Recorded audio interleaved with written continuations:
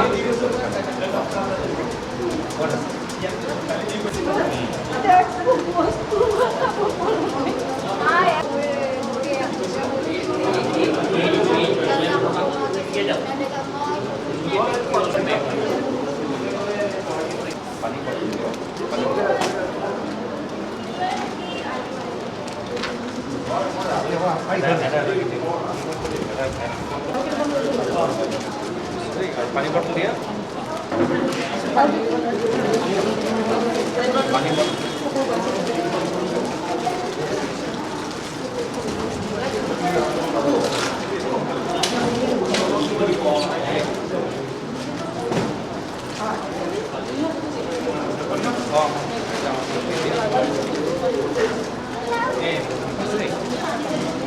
बाकी बिस्किट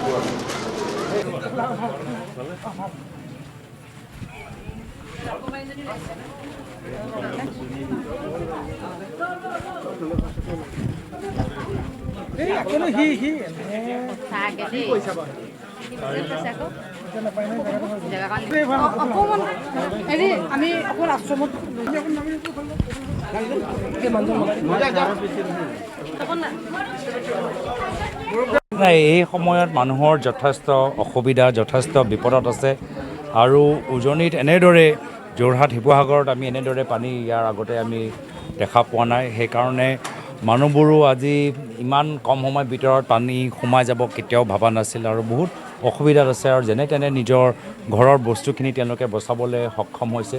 এই দুখৰ সময়ত আমি তেওঁলোকৰ খবৰ ল'বলৈ আহিছোঁ আৰু ইয়াৰ আগতেও আমি কংগ্ৰেছৰ ফালৰ পৰা প্ৰত্যেক জিলা কংগ্ৰেছক ইতিমধ্যে পৰামৰ্শ দিয়া গৈছে যে য'ত যেনেকৈ পাৰে মানুহখিনিৰ লগত থিয় দিয়ক, মানুহখিনিক সহায় কৰক আৰু যোৰহাট টাউন বা য'ত য'ত আমাৰ নালাবোৰ ব্লক হৈ আছে বা ভালদৰে তেওঁলোকৰ কনষ্ট্ৰাকশ্যন নোহোৱাৰ কাৰণে যিখিনি অসুবিধা তাৰ বাবে এটা ছাৰ্ভে আমাৰ দলৰ ফালৰ পৰাও আমি কৰিবলৈ সকলোকে অনুৰোধ জনাইছোঁ। পৰৱৰ্তী সময়ত আমি আৰু চাম যে প্ৰশাসনৰ ফালৰ পৰা আৰু কেনেদৰে সহায় স্থানীয় ৰাইজে বিচাৰে আৰু স্থানীয় ৰাইজৰ হৈ আমি চৰকাৰক বিভিন্ন প্ৰকাৰে আমি দাবী জনাম। যিহেতু বিভিন্ন সময়ত কোৱা হৈছে যে আপতকালীন অৱস্থাত জৰুৰীকালীন অৱস্থাত পৰ্যাপ্ত পৰিমাণে আমাৰ SDF আছে, NDF আছে, আমাৰ ধন আছে, খাদ্য আছে, এনেধৰণে কৈ থাকে চৰকাৰখনে। কিন্তু এই মুহূৰ্তত আমি আমাৰ চকুৰ আগত আমি দেখা পাইছোঁ যে কোনো ধৰণৰ ৰিলিফ কেম্প উপযুক্তভাৱে পোৱা নাই। বহুতখিনি কথা আছে, তথ্যবোৰ আমি আগতে আজি বিভিন্ন ঠাইত ভ্ৰমণ কৰি আমি যোগাৰ কৰি ল'ম। ইয়াৰ আগতেও মোৰ ওচৰত তথ্য আছে যে কেনেদৰে কেন্দ্ৰ চৰকাৰৰ পৰা যিদৰে NDRF পাব লাগে NDRF আমি পোৱা নাই। SDRFৰ ক্ষেত্ৰতো SDRF যিদৰে খৰচ কৰিব লাগে খৰচ তেওঁলোকে কৰা নাই। তো বহুতখিনি ইয়াত গাফিলিটি আছে, কিন্তু আজিৰ তাৰিখত বৰ্তমান সদ্যহতে আমি বিভিন্ন ঠাইত মথাউৰিত মানুহবোৰ য'ত আছে তেওঁলোকৰ খবৰ লৈ আমি আগন্তুক দিনত কেনেদৰে সহায় কৰিব পাৰোঁ সেইখিনি আমি চাই আছোঁ। আৰু পৰৱৰ্তী সময়ত আমাৰ ভ্ৰমণ শেষ হৈ যোৱাৰ পিছত গোটেইখিনি গাফিলিটি মানুহবোৰৰ যি অভিযোগ আমি ভালদৰে সংবাদমেল যোগেদি ৰাইজক আমি প্ৰকাশ কৰিম। এলেংমৰা, শোলমৰা আদি অঞ্চলত সমগ্ৰ জিলাখনতে আপুনি আজি কোন কোন স্থানলৈ যাব? এলেংমৰা যোৱা আমাৰ প্ৰচেষ্টা থাকিব, য'ত য'ত আমি যাব পাৰোঁ, য'ত য'ত আমাৰ আমি য'ত ৰাস্তাত আমি গম পাইছোঁ পানীবোৰ শুকাইছে। সন্ধিয়া সময়তো তিতাবৰৰ ফালেও আমি বৰহলা যোৱা আমি পৰিকল্পনা লৈছোঁ। অহা কাইলৈ শিৱসাগৰ যোৱাও আমি পৰিকল্পনা লৈছোঁ। য'ত য'ত আমি যেনেকৈ যিদৰে খবৰবোৰ পাই আছোঁ আমি আৰু য'ত আমি যাব নোৱাৰিলোঁ আমি দলৰ সতীৰ্থসকলক অনুৰোধ জনাইছোঁ যে তেওঁলোকে নিজৰ ফালৰ পৰা বানপানী সাহাৰ্য, খোৱাপানী, বিস্কুট যেনেদৰে সহায় কৰিব পাৰে তাৰ বাবে প্ৰচেষ্টা হাতত লওক। আপুনি যিহেতু সংসদত বানৰ কথা সদায় কৈ আহে, যদি এই ব্যৱস্থাটো যদি খৰালিতে নৰল হয়, যদি এইটো প্ৰস্তাৱ নহয়, বাৰম্বাৰ আপুনি কৈছে চাওক আজি সেইটো ডাঙৰ এটা অভিযোগ আমি বিভিন্ন মুখেদি শুনি আছোঁ যে আমাৰ ৰাজ্য চৰকাৰ, আমাৰ কাষত লাগি থকা ৰাজ্য চৰকাৰৰ পৰা কোনো ধৰণৰ খবৰ নাপালে। আৰু এই ক্ষেত্ৰত সেইটোৱে আমি দেখা পাইছোঁ যে উত্তৰ পূৰ্বাঞ্চলৰ বিভিন্ন ৰাজ্য চৰকাৰৰ মাজত কোনো ধৰণৰ কথা লৈ কোনো ধৰণৰ তেওঁলোকৰ বুজাবুজি নাই, কোনো ধৰণৰ কথাবোৰ তেওঁলোকে ইনফৰমেশ্যন নিদিয়ে। ইয়াৰ আগতেও আমি দেখা পাইছোঁ যে বৰ্ডাৰ অঞ্চলৰ যি সমস্যা, মৰিয়ানী অঞ্চলত সীমান্তৰ যি সীমালৈ যি সমস্যা, সেই সমস্যালৈও নাগালেণ্ড চৰকাৰ আৰু অসম চৰকাৰৰ মাজত কোনো ধৰণৰ তেওঁলোকৰ কথা চলি থকা নাই। আৰু আজি পুনৰ এটা আমি উদাহৰণ দেখা পাইছোঁ। আৰু মোক মনত পৰে যে আমাৰ যেতিয়া কেন্দ্ৰত UPA চৰকাৰ আছিল, আমাৰ এটা চেষ্টা আছিল যে উত্তৰ পূৰ্বাঞ্চলৰ চৰকাৰসকলৰ মাজত বিশেষকৈ বানপানী, গৰাখহনীয়া আৰু ক্লাইমেট চেঞ্জৰ সম্পৰ্কত আমাৰ কোঅৰ্ডিনেশ্যন এটা মেকানিজম থাকিব লাগে। আমাৰ কোঅৰ্ডিনেশ্যন মেকানিজম থাকিলে লগে লগে আমি ইনফৰমেশ্যনবোৰ কাক দিব লাগে, কেনেকৈ দিব লাগে, ইনফৰমেশ্যনটো একদম তললৈকে মানুহৰ ওচৰত যে পাই গৈ আমি তেনেকুৱা এটা মেকানিজম বনাব লাগে। আৰু এইটো মাত্ৰ এইবাৰেই হ'বতো নহয়, অহা বছৰো হ'ব পাৰে। কিন্তু চৰকাৰে যে ইতিমধ্যে কিবা শিক্ষা লৈছে, মই তেনেধৰণৰ পদক্ষেপ বা তেনেধৰণৰ কথা আজি তাৰিখত মই চৰকাৰৰ ফালৰ পৰা মই গম পোৱা নাই। চৰকাৰৰ আজি দায়িত্ব যে তেওঁলোকে যে উত্তৰ পূৰ্বাঞ্চলত মাত্ৰ ক্ষমতা নহয়, ক্ষমতা পোৱাৰ পিছত তেওঁলোকৰ দায়িত্ব, বিশেষকৈ বানপানীৰ সময়ত তেওঁলোকৰ যে বিশেষ দায়িত্ব আছে, সেই দায়িত্ব যিদৰে পালন কৰিব লাগে, পালন যে কৰা নাই তাৰ বাস্তৱ আমি প্ৰমাণ এইবাৰ আমি দেখা পাওঁ। যিহেতু এবাৰ প্ৰশ্ন উঠিছে যে আখুৱাপূৰ্ণ চাইলেনযুক্ত পথ নিৰ্মাণ, য'ত কোনো ড্ৰেইনেজ ছিষ্টেম ভালকৈ নাই, দলং দলং বনাই, দলঙৰ তলেদি পানী বহন কৰাৰ ক্ষমতা নাই, এইবিলাকৰ কাৰণে আচলতে যথেষ্টখিনি পানী আবদ্ধ হৈ পৰিছে। বানপানী নোহোৱা স্থানত এবাৰ বানপানী হৈছে, এই ক্ষেত্ৰত কি ক'ব? চাওক, আজি ৰেলৱে হওক, PWD হওক, মিউনিচিপালিটি ড্ৰেইন হওক, নেশ্যনেল হাইৱে হওক, আজি কোনো ধৰণৰ কোঅৰ্ডিনেশ্যন নাই। বানপানী আৰু পানী ক'ৰ পৰা ওলাই যাব তাৰ বাবে কোনো চিন্তা কৰা নাই। আজি মাত্ৰ চিন্তা কৰা গৈছে যে পাথৰ ক'ৰ পৰা আহিব, শিল ক'ৰ পৰা আহিব, বালি ক'ৰ পৰা আহিব, এইখিনি। কিন্তু পানী ক'ৰ পৰা আহে, পানী ওলাই যোৱা ৰাস্তাটো ক'ত, তাৰ কাৰণে কোনো ধৰণৰ আজি চাইণ্টিফিক প্লেনিং নাই। আৰু প্লেনিং কিয় নাই? কেলৈ ইয়াত পইচা নাই, ইয়াত কমিশ্যন নাই। নালা খান্দিবলৈ যি BC কমিশ্যন নাপায়, BC তেওঁলোকৰ ব্যক্তিগত লাভ পূৰণ নহয়, এই কাৰণত কোনো গুৰুত্ব নহয়। এতিয়া ফ্লাইঅভাৰ ক'ত বনাব পাৰে, ফ্লাইঅভাৰ কিমান দামী দামী ফ্লাইঅভাৰ বনাব পাৰে, সেই নক্সা এতিয়াও আছে। কিন্তু ড্ৰেইন ক'ত বনাব লাগে সেই নক্সাটো আজি তাৰিখত নাই। আজিও যদি আপোনালোকে অসম চৰকাৰক সোধে ডাঙৰ ডাঙৰ ফ্লাইঅভাৰ ক'ত বনাব লাগে, যোৰহাট, ডিব্ৰুগড়, গুৱাহাটীত 100টা নতুন ফ্লাইঅভাৰ তেওঁলোকে নক্সা দেখাই দিব। কিন্তু 100টা নতুন ষ্টৰ্ম ৱাটাৰ ড্ৰেইন ক'ত লাগে, ক'ত আমাৰ হেভি ড্ৰেইন লাগে, সেই কথাবোৰ আজিলৈকে ৰাজ্য চৰকাৰৰ ওচৰত কোনো ধৰণৰ তথ্য নাই। যথেষ্ট অসুবিধা, এই সময়ত মানুহৰ যথেষ্ট অসুবিধা, যথেষ্ট বিপদত আছে।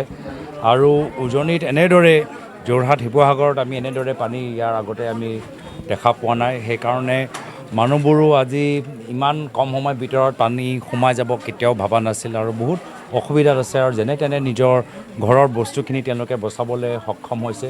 এই দুখৰ সময়ত আমি তেওঁলোকৰ খবৰ ল'বলৈ আহিছোঁ। আৰু ইয়াৰ আগতেও আমি কংগ্ৰেছৰ ফালৰ পৰা প্ৰত্যেক জিলা কংগ্ৰেছক ইতিমধ্যে পৰামৰ্শ দিয়া গৈছে যে য'ত যেনেকৈ পাৰে মানুহখিনিৰ লগত থিয় দিয়ক, মানুহখিনিক সহায় কৰক।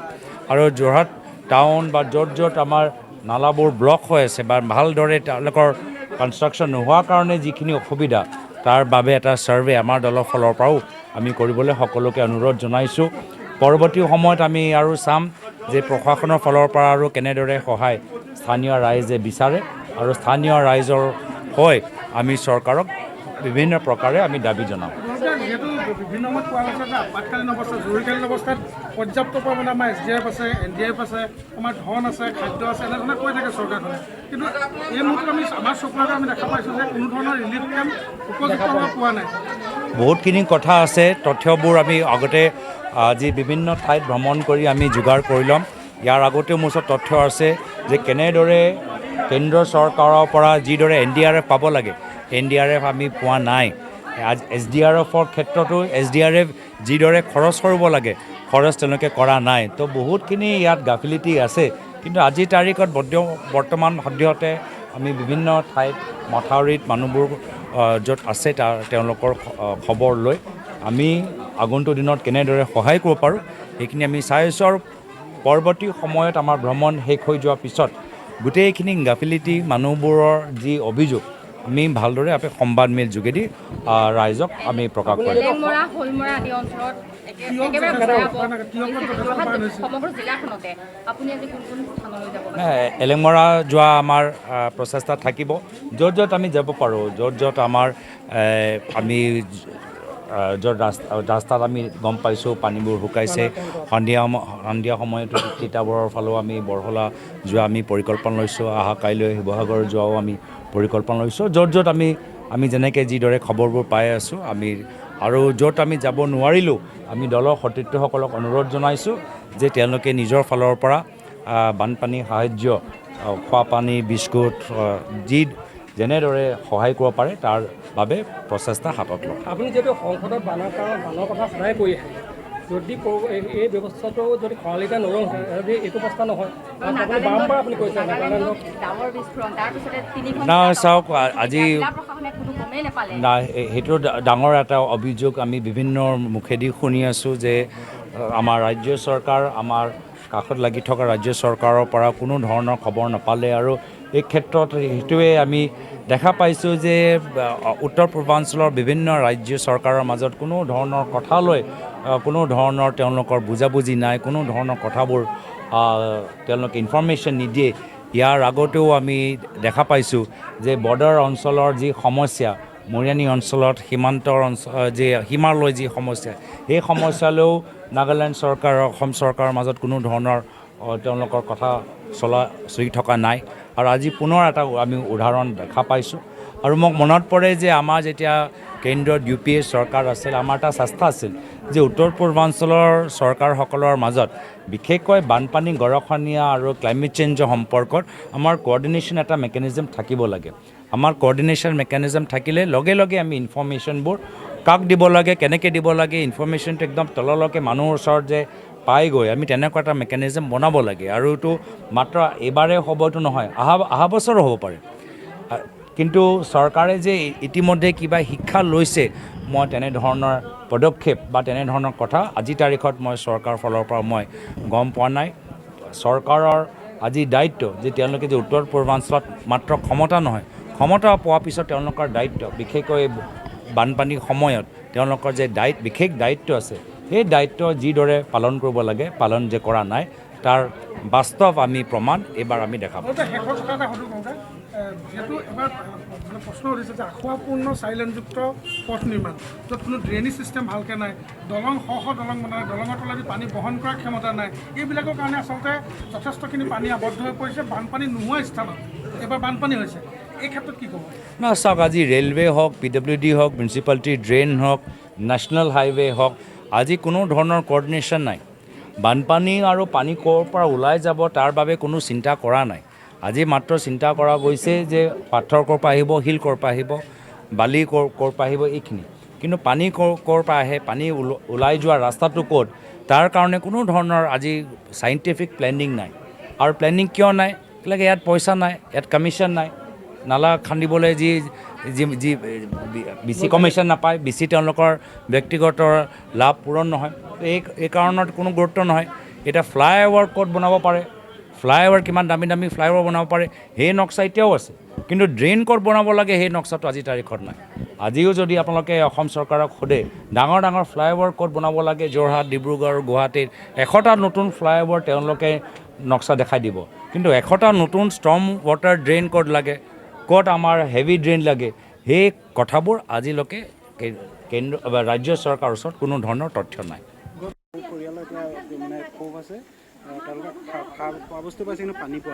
নাই, সেইটোৱে আমি সেইকাৰণে আজি আমাৰ ফালৰ পৰা যিমান পাৰোঁ আমি কিছুমান পৰিয়ালসকলৰ বৰ্গৰ বাবে আমি পানী বটল আমি যোগাৰ কৰি দিছোঁ, কিন্তু এইখিনি কাম প্ৰশাসনৰ ফালৰ পৰা হ'ব লাগিছিল আৰু তেওঁলোকে যোৱাকালি আহি চাই গ'ল, গোটেইখিনি কথা জানিব লাগিছিল যে ক'ত ক'ত পানী পোৱা নাই।